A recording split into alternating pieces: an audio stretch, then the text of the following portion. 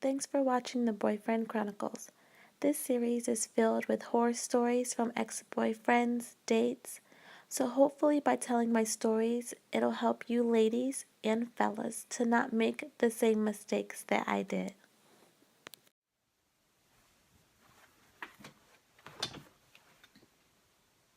Having trust in somebody is just such a huge part of a relationship. If you don't have trust, then you don't have shit. It's not just trust in the fact that you both are going to have social media pages or anything like that. It's trust just putting all your emotions, your time, your energy, you're trusting that person with those things. And it's important. People nowadays will lie to you and not think twice about it. People don't care nowadays. They don't care about your time. They don't care about your feelings.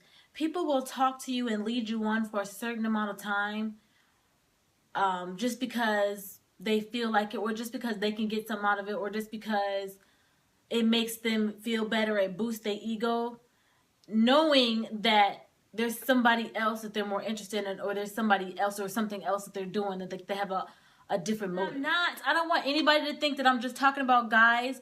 I'm talking about females too. I know girls that are just scandalous. Trust me, I'm friends with some of them, so I completely understand. This just goes for everybody in general. Men, women, we all do things. We all have a certain amount of trust issues. Like everybody does, I feel like. I want to say like a year ago, I was working for a doctor, and when I was working for this doctor, his office was in a little plaza, and there were like a bunch of restaurants and everything around in this plaza. So I would walk to different places to get lunch, and when I would walk, I would see this guy driving like a delivery truck, and I used to always see him. He used to always wave at me, and I would just wave hi and bye and then think anything of it. Like, I always thought he was cute, but I never like thought about pursuing him at all. So months and months went by, and he would deliver to our office, and I would just chat with him a little bit, but I just thought he was like so cute. So one day, one of my coworkers asked him if he had a girlfriend, and he said no. So she gave him my number, and I remember being so freaking embarrassed. So she gave him my number, and he texted me one day, and we were texting back and forth. And then I went home and got on Facebook, and when I got on Facebook, I saw that I had a message. I looked at the message, and it was from him. And I'm just like, how did you even find me on Facebook? Because my name is not a name that would just pop up or that you would type in on Facebook. And when I signed for the packages, that's how he got my name, to find me on Facebook. And I just thought that was so like cute. I just thought it was so cute. So we like started really talking. Like, he would come to my job or my lunch break and come and get me, and I would go with him after work to work with him and just drive around delivering packages and talking and laughing and having fun and stuff like that. And this guy, I really, really liked him. Like, he was so funny. Like, I was just really feeling him. Even right now, like, when I'm thinking about it, I like get all smiley and stuff, because like this guy like really like rocked my freaking world. So we were like kind of kicking it hard, and he would send me these text messages saying that he really liked me, and that just all this stuff, like that he would never do anything to hurt my feelings, and this and that and the third. He bought me flowers all the time. He would like put flowers like on my, like in my car. Like, he bought me like flowers and balloons and like a little stuffed teddy bear for my birthday. And I was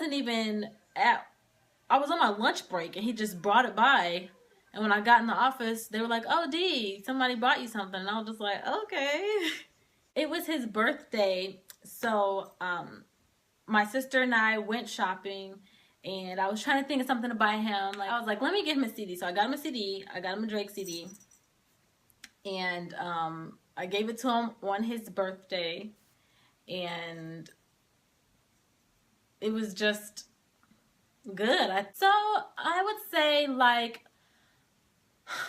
a couple days after his birthday, or maybe it was like a week after his birthday, he texted me at 5 in the morning and said that he had something really important to tell me and it was very bad. And he was like, oh, I messed up.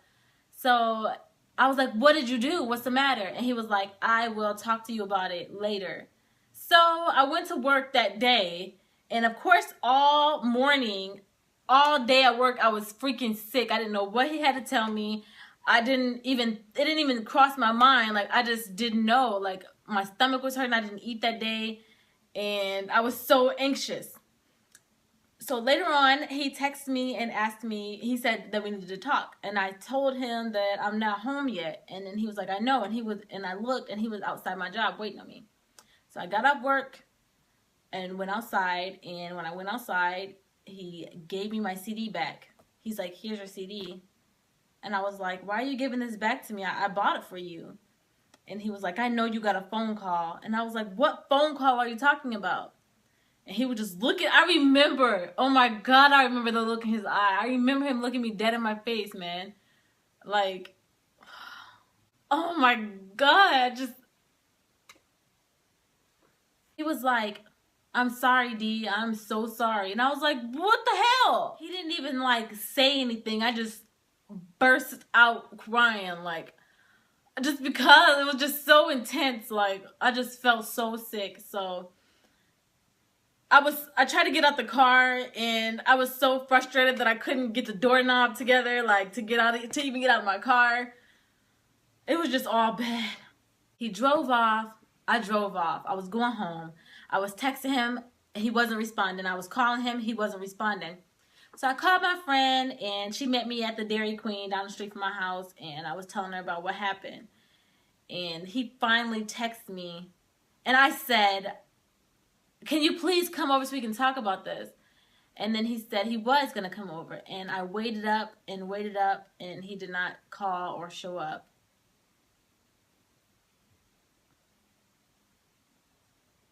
That weekend, I was just so sick. So my friend invited me to a house party and I was getting ready to go to this party. So I was driving to this party. Everybody was turned up in the car. And I got a phone call. And I got a phone call from a girl. And I answered. And she was asking me questions. She was like, hello. And I was like, hello. And she told me that was her fiance. They had just bought a house. They just had a 3-month-old. And I was just so devastated. I was so sick. I was so hurt. He, just played me so well, man. Like, the first time, like, I'm like, you know what? I'm going to open up my heart. I'm going to just put myself out there and just take a leap of faith and just try to make this. I thought everything's going to be perfect this time. When I was on the phone with this chick, I heard him in the background and he was like, just sounding out of there, sounding like, it was. After that, this chick kept calling me. And I remember it was Halloween. And I was at a Halloween party with my friends trying to have fun. And it was like 1 o'clock in the morning I was out.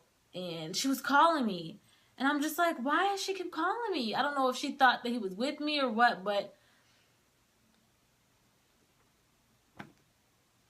he wasn't. The messed up thing about it was that I had to see this man every single day at work. Every time I went to work, I would sit at my desk and look out the window and I would see him and it would just kill me so bad because he really like treated me like I did something wrong. Like he blocked me. He didn't give me any explanation. He didn't, just tell me why. And it really hurt me, and it hurt me every day, and I got really depressed, and I didn't take a shower for like a week or two. I didn't eat. Um,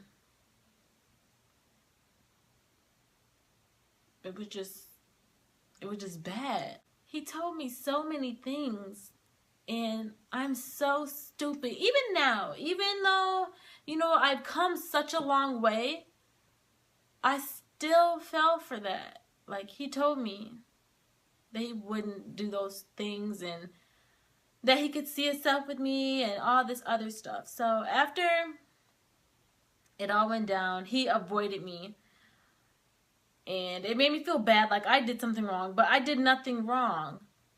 And then he switched his route so he wouldn't have to see me, and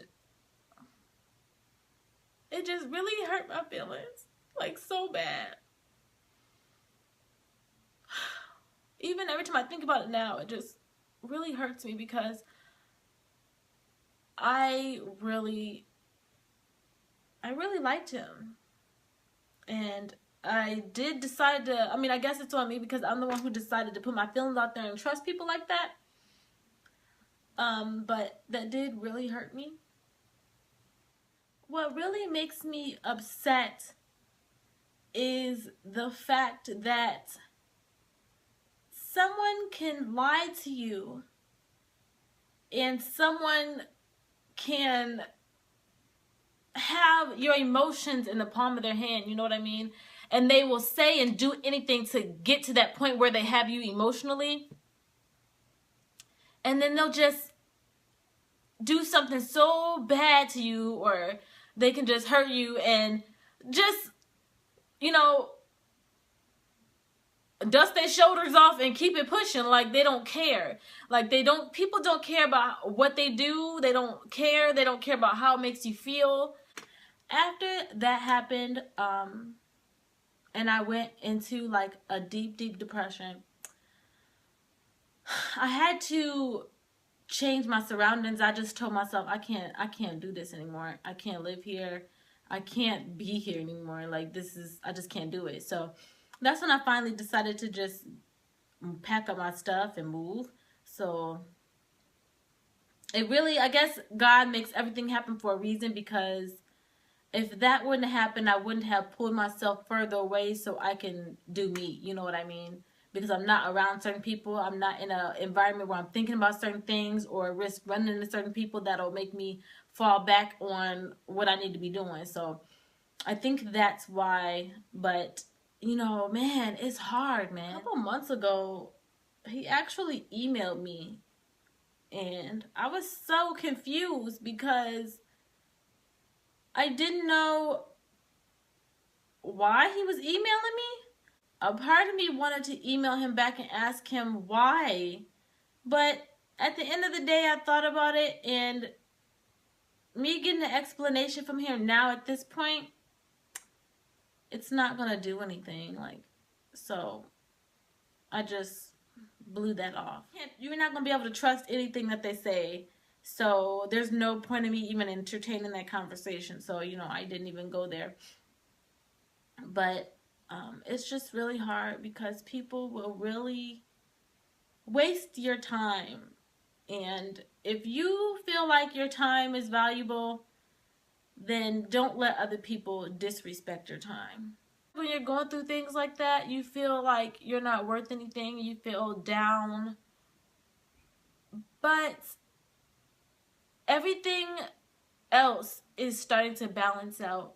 And I just know that I am worth it. I'm worth somebody's time.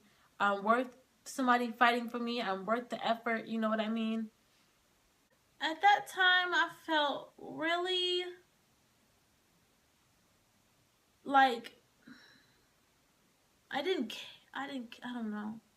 I felt really, really confused, and I felt really just hurt, because I didn't see that coming. And I think that's what shocked me the most is when something happens to you with somebody, or just period, and you don't see it coming. So that is one thing that I felt.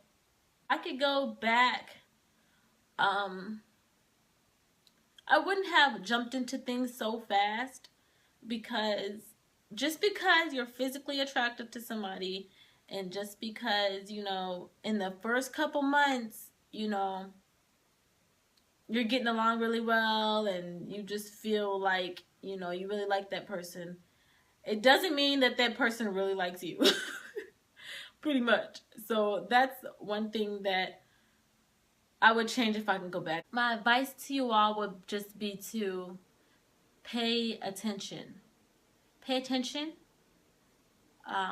What's in the dark will come out in the light. And everything that does happen is for your own good, and everything you go through will make you stronger. Doesn't matter if it's a relationship issue, if it's an issue with your job, if it's a family issue, every issue that you go through in life is going to make you stronger. Nothing's permanent. Everything is temporary. If you're going through a hard situation, the hard situation will be temporary. And once you come out of it, you'll look back on it and you'll feel stronger and you'll feel better and you'll feel accomplished.